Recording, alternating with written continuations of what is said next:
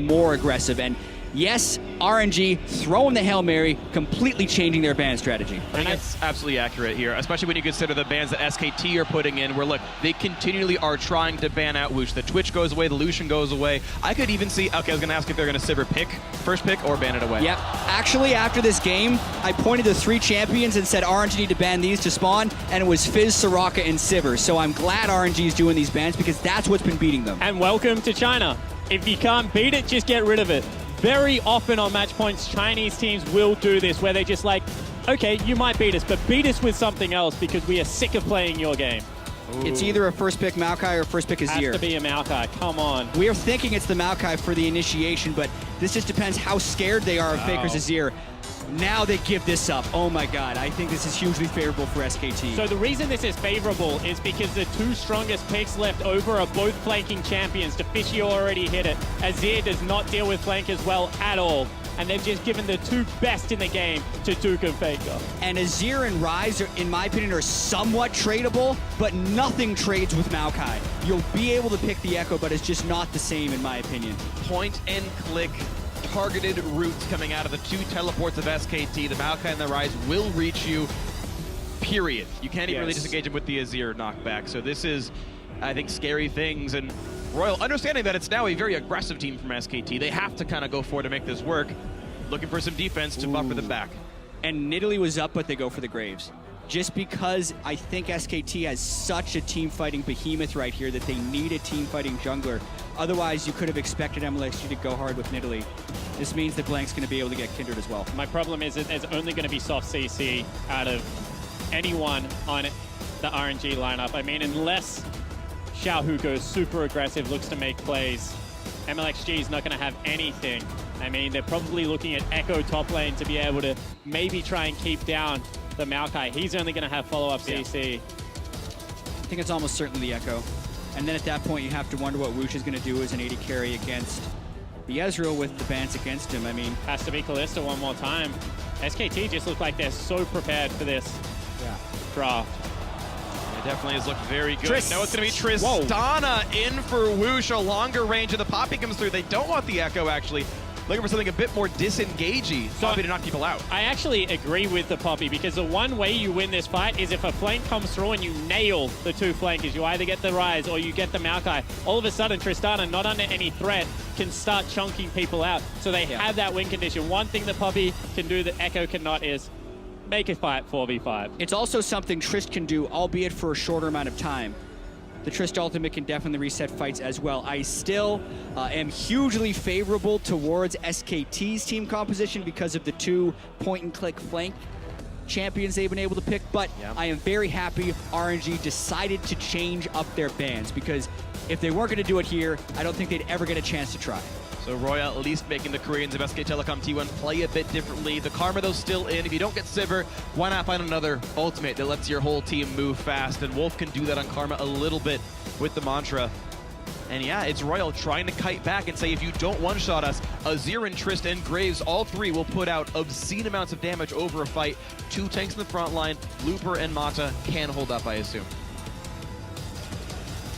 Pressure's on RNG right now. Even with their team composition, you look at it, it just screams lane swap even at the start of the games. I mean, Graves, Tristana, they're going to be able to push down lanes so hard. This is going to be a tough game for RNG to win. We'll see if they can do it. Let us know who it's going to be. Double match point for SK Telecom T1. Hashtag RNG win, hashtag SKT win for who it's going to be. This best of 5 could be over with 3 straight wins for the Koreans of SK Telecom T1, but we are in China, here in Shanghai, and Royal never give up. Could certainly turn this one around with 2 games and bring themselves into the finals. Yeah, but really I feel like RNG is going to have to outplay substantially right here, because if I look at the way the pick and ban phase was traded back and forth, RNG picked Azir with Ryze up, traded that back. They picked Graves with Kindred up, and they didn't really have, in my opinion, a great answer for the Maokai choice. So I think just raw power-wise, SKT's composition is stronger, but RNG will have to take the aggression and find a way to outplay. In one instance it isn't, and that is if Tristana gets going. I mean, it is so hard to execute upon, but flashbacks of CLG's final versus TSM, where Stixxay went crazy. A young AD carry and Wuxx can echo a storyline here against a very experienced lineup. It's definitely a possibility here, and we get ourselves into the opening moments of the game, and it is a top-side invade yet again from Royal. Never give up. Blank cutting back. No trinket down from him that I saw. Fervor Ezreal. Sometimes you see Thunderlords on him, so that's a choice. And actually, even though Woosh might be a Hurricane user, actually doing Warlord's Bloodlust, he really wants to survive the fact that he's taking a lot of attention in the back line. He wants to be able to go IE. Like, that's what it is. He wants to be able to get to his power spike sooner. He doesn't want to have to invest into lifesteal. He wants double Zeal item, I'm assuming, into IE, and be able to just take over team fights at the same time that Xiaohu is spiking on his 3 items of Azir. They want to sync their power spikes perfectly. Yeah, based on that choice, I also don't think he's going to be going with the Rageblade Trist that we saw from Stixxay. I think he's more likely to go with something that NL did, which was actually Infinity Edge first. I don't know if he's going to go that far into it, but he has the potential to do so. I think BF pick into Hurricane. I think that's what he should do, absolutely. See what it ends up being. Wolf and Bang. Make sure that no one's in that tri-brush, and we will have ourselves a lane swap game. Jungle start not happening for SKT. Their dual lane walks into lane. Similar for Royal Never Give Up, who did walk into this one a little bit later. I do think the poke of Ezreal Karma is really threatening, and I think it's actually a positive for RNG that they're not playing the 2-on-2. SKT doing an aggressive but unpunished jungle start, taking the southern red buff away. There's a chance that this completely shafts RNG right here, because they could get 3 buffs since they're not going towards the other counter, because it would just be too risky. They're definitely not getting the red buff. I don't think they'll be too starved on experience as long as they make a quick lane push after they realize the red buff is gone. And you can see most of those little raptors were gone as well, so very interesting start right here. SKT not currently ahead in gold on the scoreboard, but I think, yeah, more of them is there. And like, hey, guys, whoa, they took our red buff away. They're on their blue. Mata, come on, let's go take this over. Yeah, the quickest reaction they can try and get. He's got Smite, though, for the secure. Blank should be able to get it, no problem. 390, there is the blue buff, and wow. 2 sides of the jungle they shouldn't have been allowed to get, SKT gets. And this time, SKT swap back. So it won't even hurt them in the tempo of the lane swap. Looper's already teleported to top lane. Duke's going to follow. So even though that is a risky trade for SKT in terms of if they ever committed to the 4-0, that would have been difficult. Yeah. They pick up this huge creep wave and they get their standard lanes. And now RNG doesn't even have a way to push a lane after realizing their jungle has been stolen. So SKT completely take it and successfully run away. Look at that. Bang gets to lane with boots of speed now, which won't mean much for the matchup, but at least it just means he has some items. Got to get a recall in there. Wolf wearing a pink ward, same for Duke actually, as they got to those lanes a bit later, so just a bit more safety for these 2-on-2s. Could certainly mean something. Right now though, CS lead for both Looper and Xiaohu. The mid lane one a little bit lower. Bang, nice play right there, knowing there's really no threat on him. Gets some nice poke down, and Wolf doing the same. Again, this dual lane, very scary. You see SKT opting into matching it. I definitely feel like Karma support can have a very strong laning phase. He's got to make sure to get those Qs weaved through the creeps, however. Got enough mana to work with, it should be fine. Level 3 when they actually start fighting in the first place. And we're going to see the top laners doing battle. Looper versus Duke. And not too much picked up there. Just an equal trade of farm now as Duke got what was supposed to be his. And right now, Fake is running, once again, teleport, which is very standard on Ryze, into what is an exhaust on Xiaohu. There should still be windows where Xiaohu has kill threat along with Mlxg's Graves. Yep. However, they have to go as soon as he's level 6, because Faker, when he gets towards that Catalyst, is going to start out-trading, out-sustaining this Azir lane. So RNG should still have windows to capitalize on this early game, but can they make it happen? Because the answer in this series so far has been no. And SKT has also been refining the way they play around these early games. Faker and Duke, very willing to use their earliest teleports to get back to lane and to make sure they don't get out-pressured there. Nice shot. Because they're picking the range supports in the matchup, which is to speak towards Wolf and Bang being able to hold their own in laning phase and not need the backup of the double teleport. And then, once SKT have been able to use the teleport for the laning phase, they use the teleport for the mid game and the follow-ups on the gank. So SKT continuing on the process that led to their Game 2 and Game 3 victories. And Duke on a second recall now, actually, coming with double rings plus the corrupting potion. I want to know if Looper's going to choose to match that. Otherwise, I think he gets worn down against just a significant mana regeneration and ability power advantage from Duke. It could actually break that matchup a little bit here.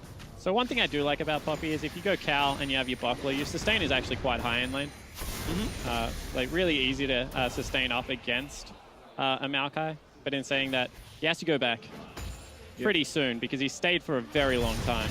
Now, he doesn't quite have the gold for a Spectre's Cal, which he'd want to be his first buy. Yep. And also, he's probably waiting on his teleport cooldown if he doesn't want to lose too much pressure in the lane. Faker looking for the play onto Xiao, who takes the exhaust as just punishment for using his own ultimate, which is a much shorter cooldown, so Faker getting out ahead on that one. And Xiaohu didn't go in. Like, that is the window right there. Get the exhaust, go aggressive, but they didn't know where the jungler was out of SKT. So they sit back by their time, and that's a huge cooldown right now. Yeah, Mlxg and Blank were both close, but Mlxg also knew he wasn't wearing any buffs, and Blank is getting some counter jungling of his own, definitely taking the tempo But advantage. Xiaohu wants him. Well, Flash is up on Kindred. The Should most be able they to burn a flash. Yeah, well, Flash for a big wolf steal is not the best situation, so Blank biting off, bit off a bit more than he could chew.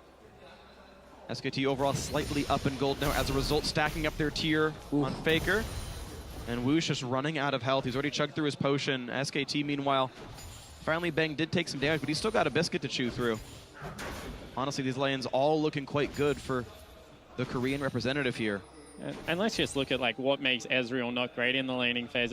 It's because he has to go a tier, has a slump earlier than usual, and he can't push out against something like a Tristana or a Sivir. What does Karma do in this lane? Completely nullifies any advantage in pushing that Wuxx would have.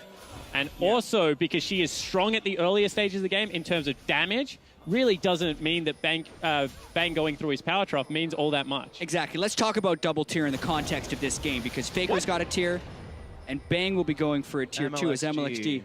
Looked like he just straight up took the blue from Xiaohu. That's a mistake. That is something we haven't seen from them yet, but double tier in the context in this composition, I don't think hurts SKT a huge amount just because Trist won't be able to shove out against the Karma tier, and tier helps Ryze just do more damage. But right now, before the tier's even built, Blank without flash is a little bit caught. Yeah, Xiaohu wished he had some mana there to be able to do anything. He could have gone for the flash ulti, honestly. I think he had enough to pop the ult, but now it's just some poke. Mlxg low on health, losing part of his jungle. He's got that Hunter's Potion, though. He shouldn't be in the worst situation. We do have Looper back in a lane. He saved the teleport and used it with a Spectre's Cowl. So I actually don't think you can flash in that situation. It gets you an immediate kill as they go aggressive. Looking on that to Wolf. Exhaust onto Wuxx, turns back around, pops the stun. But still, again, a one trade by SKT. The shield coming out of Karma and plenty of damage out of the Qs. Mantra, Wuxx is going to get jumped on. Exhaust onto Bang, but they don't have the follow-up damage required to do anything to him. Even Wolf's going to be fine. Yeah, Mlxg is around, but Wuxx getting lower and lower. And now here comes Blank. Mantra's in a world of hurt, jumps backwards. End of the line for Mlxg, zones him out, but Royal starting to lose heavily. 500 gold down just from the laning phase. Yeah, so if really good trade out of SKT there, actually. They're absorbing a lot of pressure right now, and they have a 12 CS advantage. The reason I don't think Xiaohu could have flashed is because going back into Faker's lane means that you now are up against a Ryze that can chase you down, and you don't have flash to get away from him. And it just puts Xiaohu under too much pressure. He's not there to win the early game for RNG. He's there to win the late game. It should be Marta and Wuxx that are doing the work right now. And looking at the lane, Faker's got to have a huge grin on his face, knowing that the enemy jungler took blue from his opponent, something that happened to Faker during the group stage and put him in a world of hurt. So now, Xiaohu doesn't have the mana to counter, and Faker is just taking this blue mistake from RNG and making the whole team pay. And now the recall's coming through. Tier plus Sheen in for Bang. This should be Wuxx's recall as well. You're not allowed to lane against a 2-item enemy champion ever. And we'll see what he goes for. This is the moment of truth. He actually has roughly the money for Rage Blade. Right on a ward. Yeah, right in front of the trinket. He won't get stopped this time. No one's in range for another skill shot. He knew the ward was there. They hit it twice. Once again, it's just little things in the game of League of Legends. That cost you like 6 seconds. All of a sudden, you can't catch the next minion wave. No, Wuxx would have been able to rocket jump away, save maybe 2 seconds for a safer recall, but went for a greedy recall once again. And this is now 3 winning lanes for SKT. Which is going to make it all the more difficult for RNG to come back. 700 gold the advantage. Xiaohu wanted to play Azir. He wanted so badly to take that champion away from Faker that he's first picked it several times now. After realizing that Faker would play it quite well in game 2. And he's losing his lane. Yeah. A lot of that has to come down to the blue buff, but a lot of that just has to come down to Faker Teleport. playing out of his mind right now. They're going for Looper. Yep, they have the ability. Duke pulls aggro early, but they might still be okay. Plenty of damage dealt down to the Poppy, who doesn't have the ulti available. Picks up the Buckler again. They just can't get away. Blank gets the kill. First blood to SKT in what could be a deciding game 4. And Faker didn't even have to go there. I mean, he teleported to the pink ward and then was just like, I don't even have to show that I've burnt this cooldown. Great Wow. juggling of aggro there. I mean, Yeah, over the bot SKT side. definitely looking to try and close RNG out here, but RNG making one more move. Faker doesn't have his teleport, but I don't think RNG knows that, and SKT smartly respect the play and don't let RNG back into the game. And this is what we expected out of SKT. Don't match fire with fire. Play the cerebral game. You know, beat them around the map.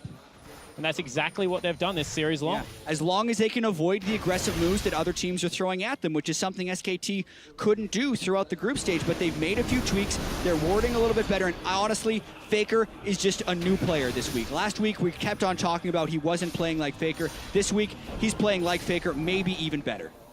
Beautiful stuff right there. Again, walks in, feigns, doesn't even feint it, goes for the one-on-one, pulls Xiaohu's exhaust, who was not in turret range to pull aggro, couldn't go for the big outplay and make that work any better. Faker walking away again with a summoner spell advantage, plus 20 minions in the matchup. And you know, like the reason it's so big, because now even if they gank him and get perfect execution, there's a chance he turns around and blows up Xiaohu. Even in a 2v1 situation, I mean, with the Catalyst boost of swiftness, he's going to get back in range quick enough to just kill one of them.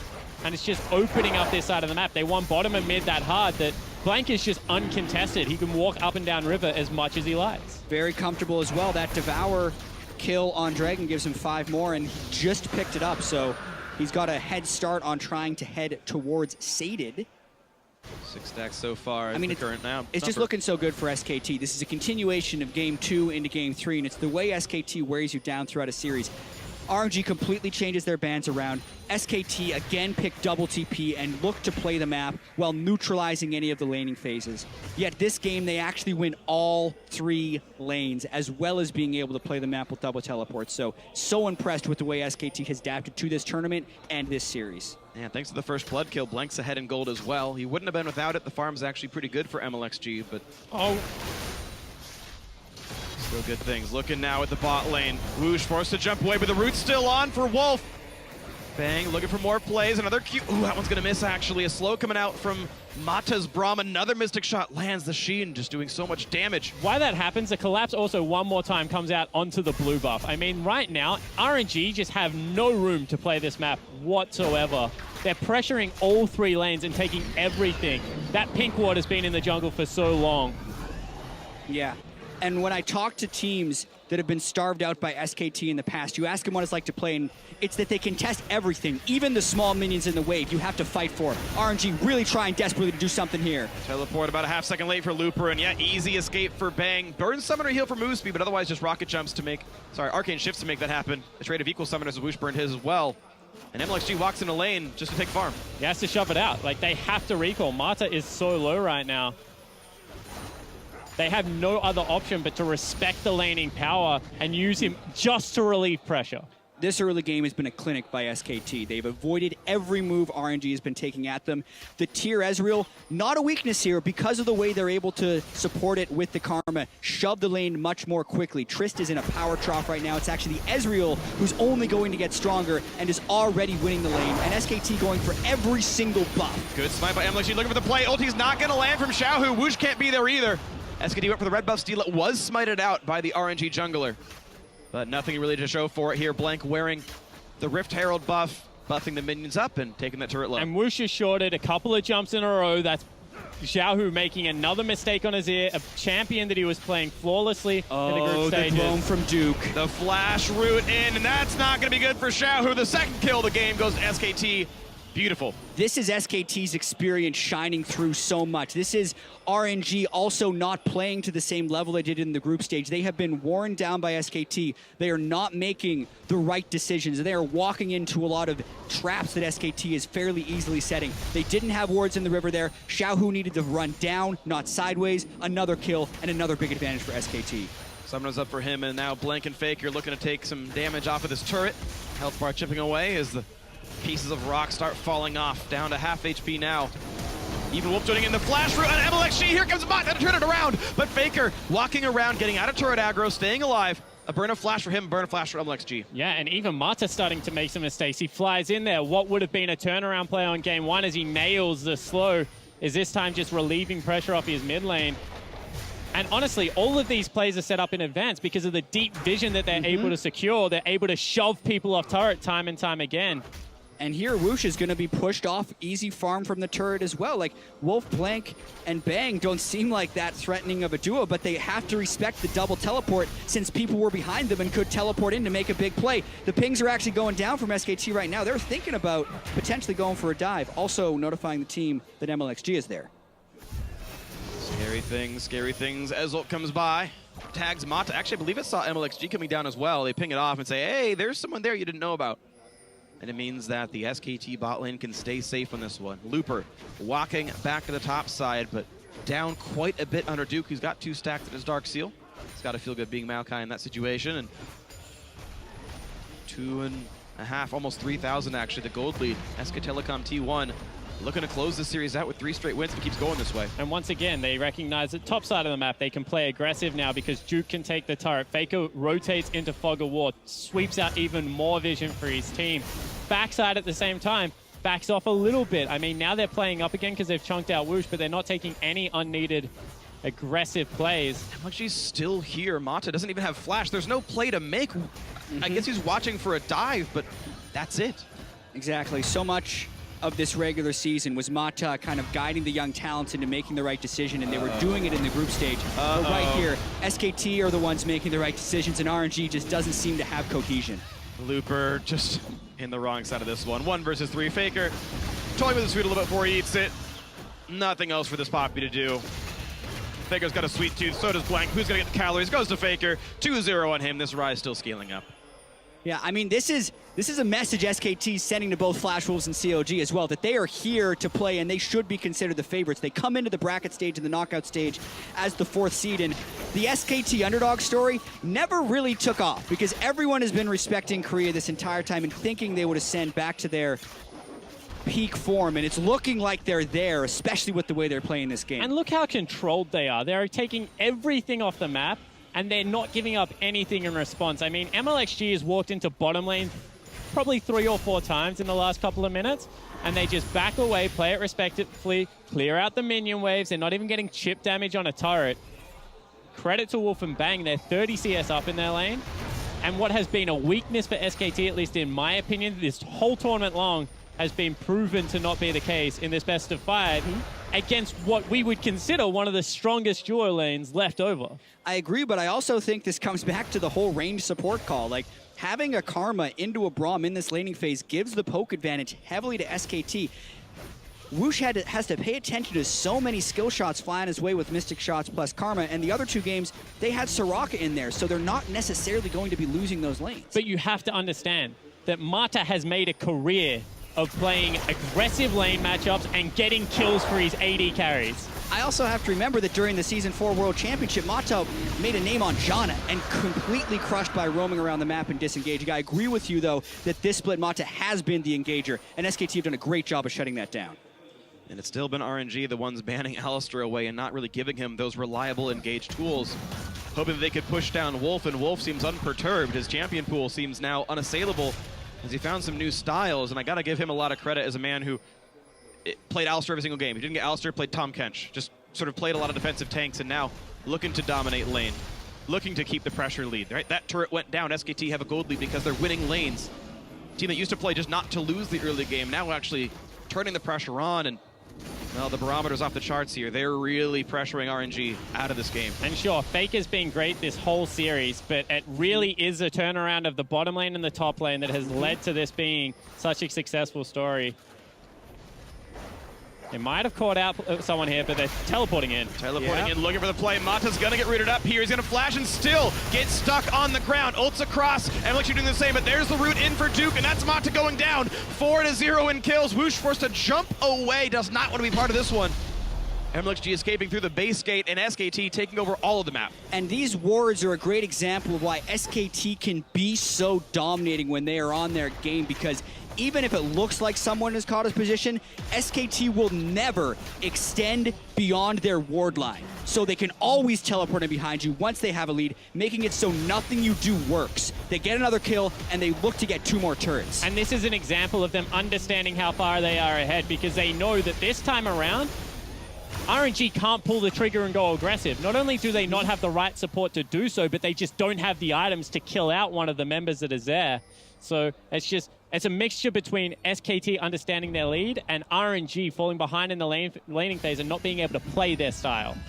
And SKT, as far as improving, we talked about that storyline. We'll get to that in a minute. We get to watch that fight again. Because let's take a look at this. If this is any other game, Marta turns around, initiates onto Blank, and they kill him. However, this game, they're out of position. They don't have the items to be able to go for a cutoff. Duke just takes no damage, like whatsoever.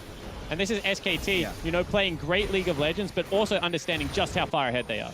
Yeah, and they've gone distortion boots on both of their solo laners as well, so they can reduce those teleport cooldowns and leave even smaller windows for RNG to come back. And at this point, even if they don't teleport in onto the right fight with their 8,000 gold lead, they may still be okay. They get Mata jumping again. right in. Mata even puts the shield the wrong way, still survives for now. And now it's the re-engage. Blank pops the Lamb's Spite, stays alive for a bit longer, and now we have Faker in the battle. Duke in the front lines. Looper, though, left alone, rooted up once again, will go down. Faker on a killing spree, 5-0. And SKT on pace for a perfect game heading into the finals. And they're not even scratched. SKT can just turn around and start up the Baron because they have so much damage, and RNG have no response right now. Sated Devour on Blank, only increasing the speed in which they can do this objective. They don't even need Bang to take it. He's the one zoning off Mlxg. This is quite a display by SKT.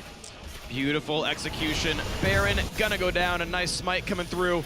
More poke from Wolf, and SK Telecom T1 are unstoppable. They're honestly beautiful to watch play when they play this style of League of Legends.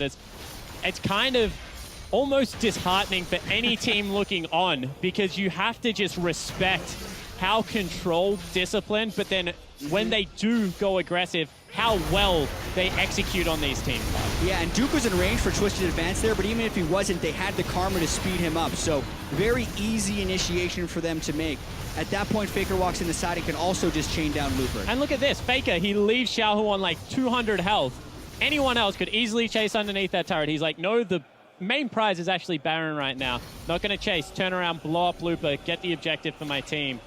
And the coordination and discipline is honestly what we complimented so much coming into this tournament out of SKT. It's great to see them back in world best form. Yeah, during the group stage, they were unable to control the pace of the game, and it'll be really interesting watching them if they're able to close this out and we get to see them move towards finals, whether they can maintain this or whether this was RNG's younger players kind of cowering a little bit to the pressure, because there's been a lot of big mistakes by RNG in this last game. Mlxg taking blue buff away from him, Whoosh whiffing a couple rocket jumps, and Mata in these last few games just not even close to landing his initiations, because right now it's all SKT. And it's SKT inside of Royal's base right now. A root onto Duke. They're looking to knock him against the wall and kill him off.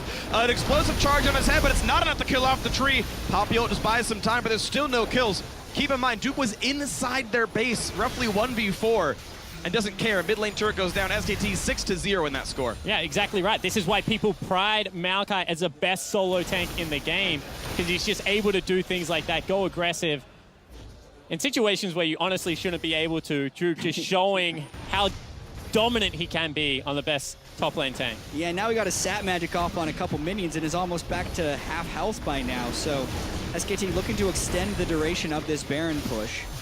And they keep splitting back and forth between the waves. And how are you going to catch up to Bang and Blank when your hard engage is a Xiaohu flash ult or a Mata doing the same thing? And, well, those guys can kite away. Kindred and Ezreal very, very safe. And there's just no opening for RNG here. Once again to the top lane. Auto attacks coming out of Faker's Ryze, whittling these structures down. The cannon minion helping as well.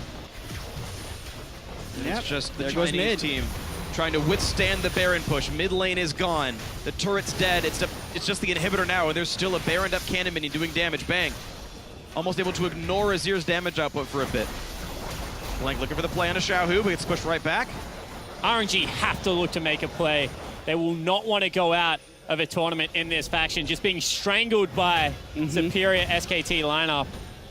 Yeah, and like Freak said earlier, SKT is actually on pace for a perfect game. This is a 13,000 gold lead, 25 minutes in. No dragons conceded, no Rift Heralds conceded, no turrets conceded. And you'd think RNG, the team that has been able to create so much chaos and punch people while they're trying to set up on plays, have missed every single time against the elusive SKT here. And at this point, SKT may be way too strong that even if RNG is able to get a hit in, they won't flinch. Have you ever tried to hit a tree before, Jack? That's all I'm saying.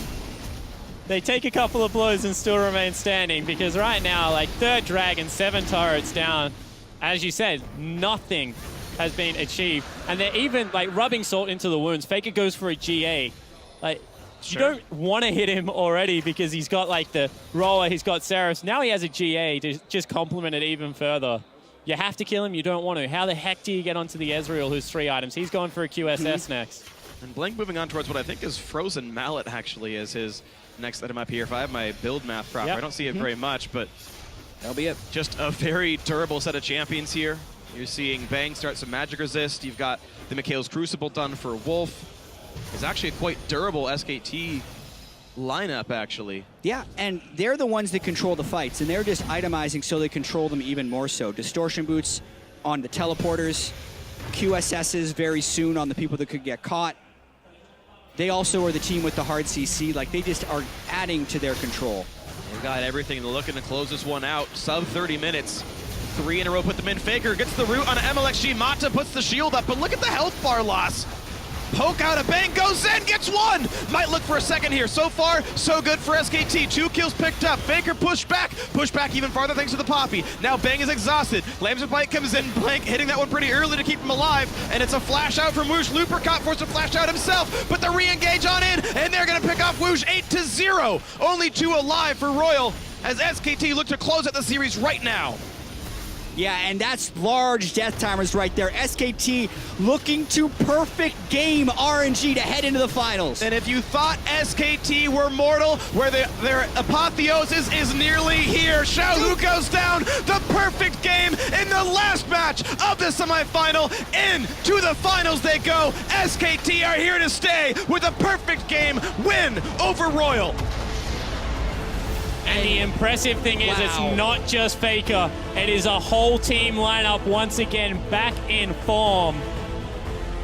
And SKT took the energy right out of this building during this series. Every game progressively better for SKT. Even though the second one was the fastest, the way they deconstructed RNG's strategy and really seemed to both mentally as well as mechanically beat RNG, culminated in the perfect game to move to the finals. And let's not make any mistakes. This is a great RNG lineup. They went 8-2 during the group stages, were able to take a game off the world champions in game 1, but you just have to take your hat off in respect to how well oiled this SKT machine really is after what was a nightmare group stage, falling down 1 game in a best of 5.